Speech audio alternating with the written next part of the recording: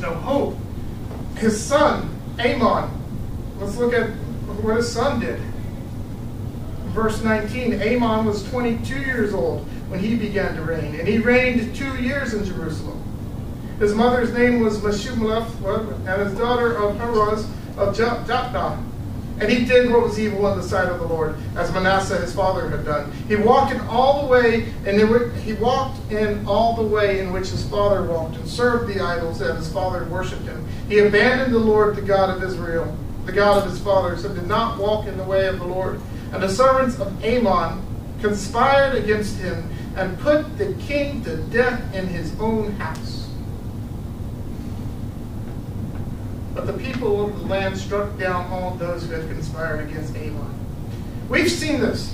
We've seen this tale. If you watch Jerry Springer, if you watch Montel Williams, if you watched Oprah, you've watched people go on these shows and they say, why are you like the way you are? Because my daddy was like that. You meet somebody who's just evil and you wonder, wow, how did that thing get born and raised? And then you meet his dad and you're like, oh, I understand. Men who abuse women because their dad abused them. And that's what they saw. And here we have, so evil begets evil, and we see it piling up, and you said, where is the hope that anything good come back to Israel? Why doesn't God just wipe out the nation, put them in captivity now, and be done with it, let it solve itself later? That's the road I thought I was going down. But we got grandparents that have been married. My grandparents this was the second marriage for each of them. Every member of my mom's family has been on, or was working on at least their second marriage. Some of them third. And my sister's on her second marriage. My mom married twice. So everywhere I go, there's sin. Everywhere I go, there's divorce. Everywhere I go, there's broken marriages, ended in divorce, and crap is happening. And out of all this, I somehow end up going to church, and I become a Christian. And I'm like, God, is there any hope that I can have a normal, safe life, purely and separated for you? Yes.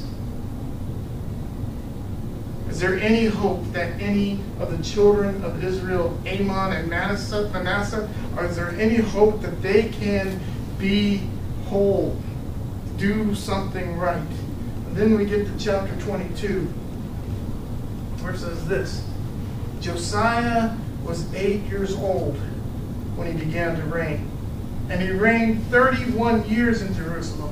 His mother's name was Jedidah, and daughter of Adiah of Boskath. Not Boskath, Boskath. And he did what was right in the eyes of the Lord, and walked in all the way of David his father, and he did not turn aside to the right or the left. Did you hear that? Grandpa, sinner. Daddy, sinner.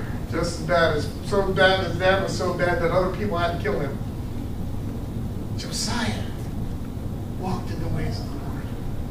So you sit here and you think that, I don't know what your parents like, I don't know what your granddaddy's like, I know what mine are like, and you sit here and you think that, wow, there's no hope for me to live a good, respectful, righteous life.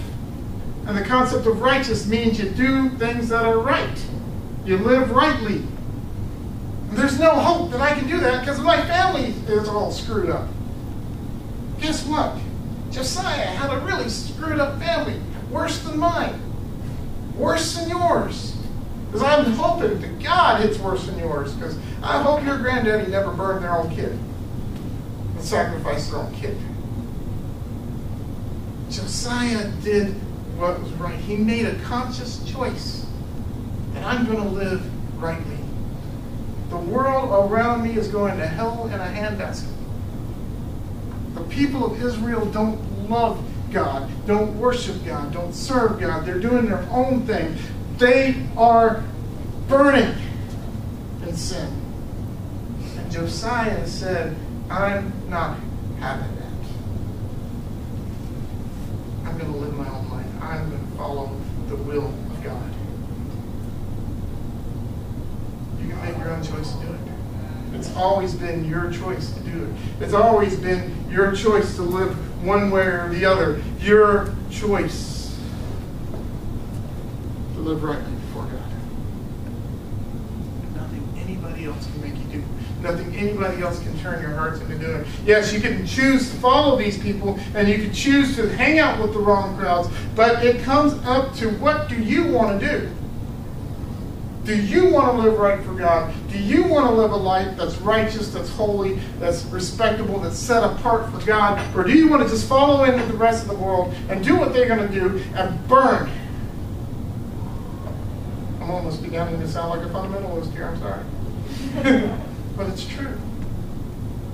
I had a choice when I was 14 years old. And November 11th, 1990, I just celebrated my spiritual birthday this past Friday. On Veterans Day, I decided I was going to follow Christ. And I was going to live after Him and do what was right.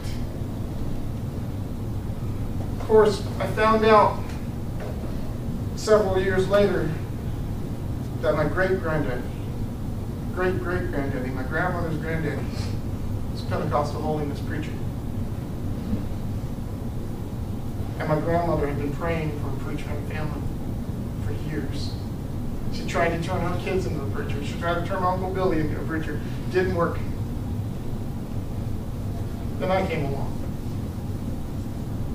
Anyway, that's it. And we gotta look back in Josiah's life, and we go back to his great-granddaddy, Hezekiah, who was a preacher, who was a good king, who did what was right in the Lord, and he tore down everything. So this is what Josiah did. Well, this is another reason why I like Josiah, because this is an interesting story in chapter 22, verse 3. In the 18th year of the king Josiah, the king sent Shaphan, the son of Azaliah, son of Meshullam, the secretary, to the house of the Lord, saying, Go to Hilkiah. It's a little trick to when you come across a name you don't understand and you don't know if you can pronounce it, just go with it, and whatever happens, happens. Just make it sound like you know what you're talking about. So go up to Hilkiah, the high priest, that he may count the money and that has been brought into the house of the Lord and the keepers of the threshold. And let it be given to the hand of the workmen to have oversight of the house. So let's fix the house of God. That's what verses 3 through 6 are telling them. And we're going to treat everybody fairly. That's the Harry Kelly abridged version of that. But what the important part is what happens in verse 8. And Hilkiah, the high priest, said to Shaphan, the secretary, I have found the book of the law in the house of the Lord. What? The book of the law.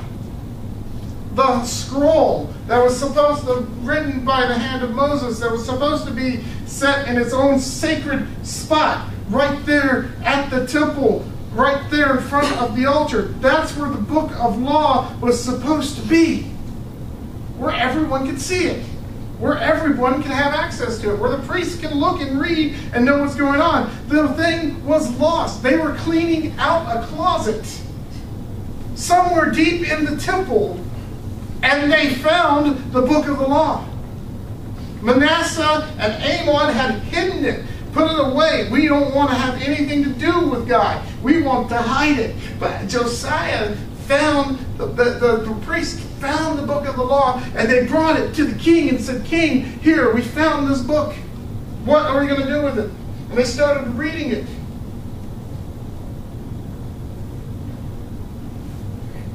Verse 10, and Shaphan the secretary told the king, Hilkiah, the priest, has given me a book. And Shaphan read it before the king. And when the king heard the words of the book of the law, he tore his clothes. And the king commanded Hilkiah the priest and Ahikam, the son of Shaphan, and Akbar, whatever, and Shaphan, the secretary, and Asaiah, the king's servant, saying, Go, inquire of the Lord for me and for the people of all Judah concerning the words of this book. For it is that has been found, for great is the wrath of the Lord that is kindled against us, because our fathers have not obeyed the word of this book, to do according to what is written concerning it. Our fathers have turned away from the book. I think that's the problem with a lot of reaching our generations, reaching our classes, reaching our people, is that we have turned away from the book of God. I think a lot of problems with our youth ministries, and I'm forgiving any youth ministers who are listening to this, is, well, somebody asked me what I'm doing as a campus minister. Why do we need campus ministers? I go, well, we need to have campus ministers to correct the mistakes that youth ministers make. A lot of youth groups out there, this may not be in a youth group that I know, but I've seen some that are just huge pizza parties and fun time. And occasionally we'll get around to reading the Word of God, or we'll teach the Word of God. It's just all stiff right now. I've been in youth groups, visited youth groups, and done youth groups where it's all just one big party after the next, and there's no teaching of the Word of God. When I was a youth minister, that's all I did, was just teach the Word of God. And I grew a youth group from 7 students to 20 students. Not by doing big, huge events. Not by doing huge pizza parties. Just by saying, this is what the Word of God says. And teaching it in a way that they can understand.